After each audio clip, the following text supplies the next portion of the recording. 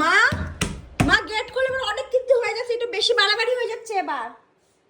তুমি গেটটা খোলো, তুমি গেট খোলো, চুপ করে বলছি, এটা বেশি বাড়াবাড়ি হয়ে যাচ্ছে বলে মনে করছো না তুমি? লোন হয় নাই তো আবার হবে, তুমি গেটটা খোলো। বেশি গেট বেট বন্ধ করে রাখার বেশি ইয়ে করছে, আবার সেই ডিগবাজি খেয়েছে। কি তোমাদের বলি, লোন একবারে মানে পেন্ডিং ফেলে রেখেছিল, যেটা হচ্ছিল লোনটা আমাদের, কিন্তু সেটা এখন একেবারে রিজেক্ট করে দিছে।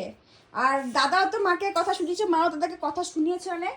আর সেই তেজে ওদের মানে একটু ঝামেলা টাইপেরই হয়েছে, মা দাদার ফোন ভেঙে দিয়েছে। দেখো আবার সে নতুন ফোন কিনতে হবে, এরকম দেখো একদম অবস্থা কি করেছে ফোনটার।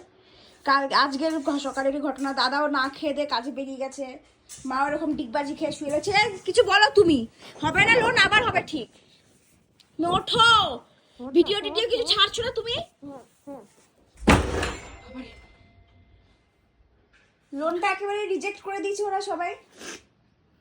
কিছু হয় না, আবার লোন হবে, একবার হয় নাই তো আবার হবে, অন্য কোথাও দিয়ে লোন হবে।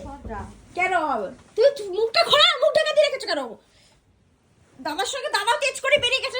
কি হয়েছে গো, তুমি কেন এরকম করে মুখটা কালো গোমরা করে পুরো গেট পেট দিয়ে পরে একা বসে আছো তুমি? দাদার সঙ্গে ঝগড়া করলে দাদাও না খেয়ে দিয়ে বেরিয়ে গেল। তো এত ভালো লাগছে না আর আমার, খুব আমি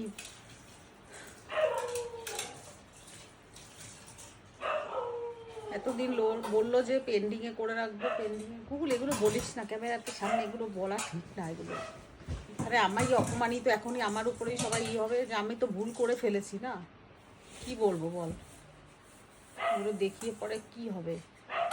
আমার বোকামি, আমার মূর্খতা সব কিছুই প্রমাণ পাবে। চিন্তা হলো যে এবারে যে হলো না, ঠিক আছে, সেটা যে কোনো কিছুরই দাদার এজ ফ্যাক্টরটাও হতে পারে, যাই হোক না কেন, কিন্তু কথাটা হলো আমি যে এতগুলো টাকা দিয়ে বসে আছি, আমি তো গাড়িটা ক্যান্সেল করলে কি হবে? আমি যে গাড়িটা ক্যান্সেল করে দেবো সেইটা আমার কি হবে বসাটা? আমি তো অনেকগুলো টাকা দিয়েছি, অনেকগুলো টাকা, এটা ভাবছি মুখটা কি করে। মানে টাকাটা ফেরত তো আমাকে এমনিভাবে দেবে না, যেহেতু গাড়ি আমার পৌঁছে গেছে ওয়েস্ট বেঙ্গলে মানে রানিগঞ্জে এই আসানসোলে। কথা হলো সেটা। এখন ওরা ইস্যু করছে, কি বলছে যে ওই ব্যাংকের থেকে, যেটা বলছে সরকারি ব্যাংকে করছিল, তো বলছে লো প্যান ইন্ডিয়া কি সার্ভার ডাউন, পুরো ইন্ডিয়ার পুরো একেবারে সার্ভার ডাউন এটা বলছে। যেখানে দিয়ে লোনটা হচ্ছে সেখানে পুরো সার্ভার ডাউন রয়েছে, তো হবে না, ডাইরেক্ট বলে দিয়েছে। কালকে বিকেলে ডাইরেক্ট বলে দিয়েছে যে না হবে না, অন্য কোথাও থেকে। আমি আর দেখবো না কিছু এই মুহূর্তে, থাক, আমি দেখি পয়সাটা আমার কীভাবে। সে তোমার লোন রিজেক্ট হচ্ছে, তুমি 20,000 টাকার ফোন কেন ভাঙলে দাদার বলো তো?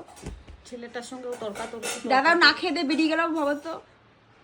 আমি ভাবি না, আমার মানে মনাও ওইভাবে বললো, আমার মাথাটা তো আমারও তো একটু খারাপ আছে না, আমি তো ভাবতে পারি না এই হয়ে যাবে আমাদের সঙ্গে ঘটনাটা, সব কিছু ভাবতে পারছি না, কেমন যেন হয়ে গেল সব কিছু, এত সাজানো গুছানো সব কিছু। এরকম ভুল কেউ করে নাই, আমি নিজেই নিজের বোকামিটা করেছি, নিজের পায়ে নিজেই কুড়োলটা মেরেছি। তো এবার ঠিক আছে, চলো, না হবে যা, যেটা পয়সা কেটে নেবে, অনেক পয়সা কাটবে, কয়েক হাজার টাকা কাটবে, 10-20 হাজার টাকা তো কাটবেই।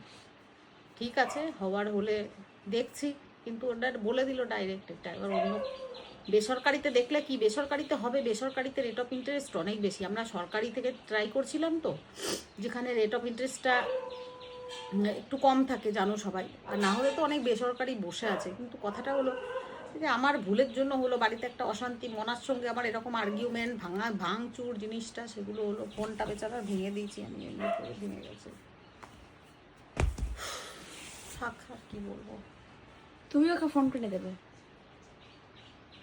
ছাড়া আর মন খারাপ করে কোনো লাভ নাই, যা হওয়ার হয়ে যাবে, ক্যান্সেলই করতে হবে গাড়িটা, আর কিছু করার নাই।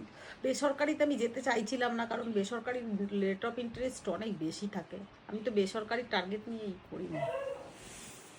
এত লাখ টাকার গাড়ি নিলে লোন চালানোটা আমার কাছে কোনো ব্যাপার না, কিন্তু ইএমআইটা অনেকটা বেড়ে যাবে না, এটাই হলো চিন্তা।